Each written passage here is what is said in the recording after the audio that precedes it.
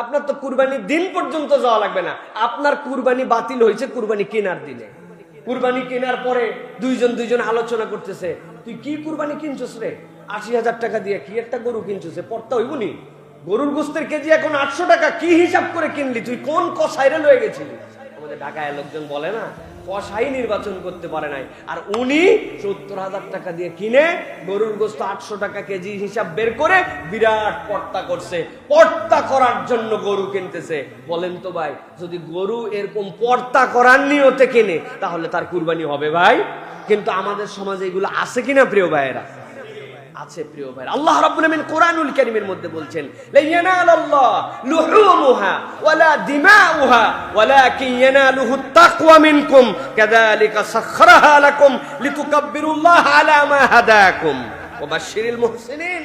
আল্লাহ বলছেন, এক লোক মাজার মধ্যে থেকে গামছা খুলে, গরিব মানুষ, গাবতলির হাটে ১ বছর টাকা জড়ো করছে, করে ১০,০০০ টাকা এক ছাগল কিনছে। ১০,০০০ টাকার ছাগল দেখার মতো না ভাই, হাড্ডি উড্ডি সব বাড়ায় আছে, খালি দাঁতছে এই পর্যন্তই। ও নিয়ে টিয়া গামছাতে ঢাকায়া বাড়ি নিয়ে গেছে।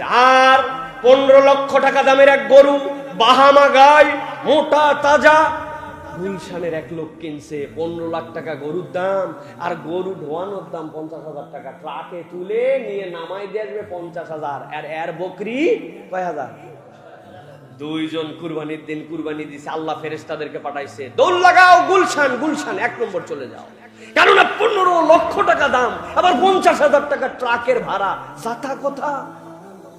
বিষয়টা কি তাই ভাই? লা ইয়ানালাল্লাহ লুহুমুহা ওয়ালা দিমাউহা। আল্লাহ তোমার রক্ত নেন না, আল্লাহ তোমার গোশত নেন না, ওয়ালাকিন ইয়ানালুহু তাকওয়া মিনকুম। আল্লাহ তোমার অন্তর দেখেন। ওই রিকশাওয়ালাটাও কবুল হবে, ওই ১ নম্বরের গুলশানের তারটাও আল্লাহ চাহে তো কবুল হয়ে যাবে, কিন্তু এরটা দুর্বল বলে কবুল হবে না, আর ওরটা ভালো দামি বলে কবুল হবে, এই বিষয় এরকম নয়। অন্তর নিয়ে কে আল্লাহর জন্য গেছে, আল্লাহ এটাই কবুল করবেন, ঠিক কি না? তাহলে আমরা এই যে লোক দেখানো, পর্তা করা, তারপরে গোশতর স্বাদ কেমন হবে, সাইজ কেমন, পাশের বাড়ি এরকম কিনছে, আমি এরকম কিনলে হবে কিনা, এরকম করে কি আমাদের নিয়তকে বরবাদ করা যাবে? মনে রাখতে হবে, মুসলমান ঠকবে না। তার নিয়ত যদি থাকে, আল্লাহ আমি তোমার জন্যই দিচ্ছি, কিন্তু আমি তো সুন্দর জিনিসটা নিতে চাই, আমি তো একাই খেয়ে ফেলবো না সব, আমি আমার পড়োশীকে দিব, গরিব মিসকিনকে দিব, সে যেন ভালো জিনিসটুকু পায়, এই নিয়তে আল্লাহ। আবার মুসলমান ঠকেও যাবে না, আমার কুরবানি বলেই আমি একবারে ৫০,০০০ টাকার জিনিস ৮০,০০০ টাকা নিয়ে নিব, এটা তো আল্লাহ বলেন নাই।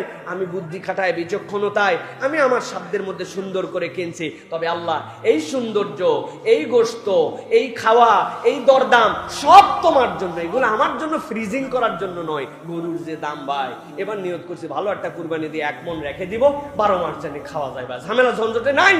এই কসাইদের অবস্থা আরো খারাপ, এরা খালি মানুষে ধোকা দেয়, হাড্ডি দেয়, মান্ডি দেয়, এ দেয়, ও দেয়, খাওয়া যায় না। এই জন্য গরু কিনে নিয়ত করছি একটা দান করবো, একটা ফ্রিজে রেখে দেবো। এইটা কি আমার নিয়ত ভাই? এটা কি নিয়ত? রাখতে পারেন আপনি। একমাত্র কুরবানি ব্যতিক্রম এক ইবাদত। সুবহানাল্লাহ।